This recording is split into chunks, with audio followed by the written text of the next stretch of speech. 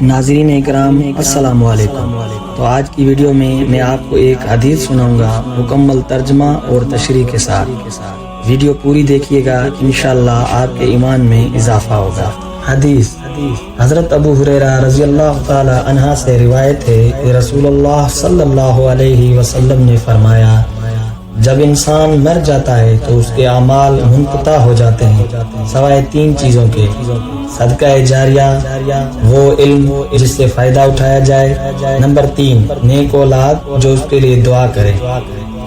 ترجمہ: رسول اللہ صلی اللہ علیہ وسلم نے فرمایا کہ جب انسان مر جاتا ہے تو اس کے عمل ختم ہو جاتا ہے، یعنی اب وہ مزید نیکیاں نہیں کر سکتا، لیکن تین چیزیں ایسی ہیں جن کا ثواب اس کو مرنے کے بعد بھی ملتا رہتا ہے۔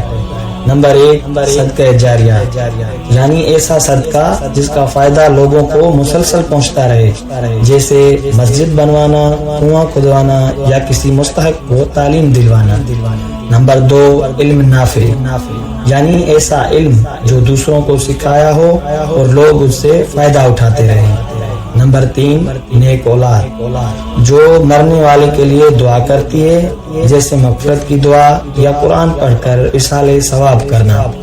تشریح: یہ حدیث ہمیں سکھاتی ہے کہ انسان مرنے کے بعد بھی نیکیوں کا خزانہ اپنے پیچھے چھوڑ سکتا ہے اگر ہم اپنی زندگی میں علم سیکھیں اور سکھائیں، صدقہ جاریہ کریں اور اپنی اولاد کی اچھی تربیت کریں تو ہمارے مرنے کے بعد بھی نیکیوں کا سلسلہ جاری رہے گا۔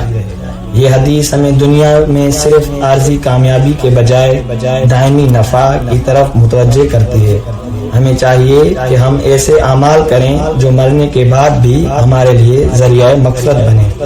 ایسی مزید حدیث اور اسلامک ویڈیو دیکھنے کے لیے ہمارے چینل کو سبسکرائب اور ویڈیو کو لائک کریں۔ شکریہ۔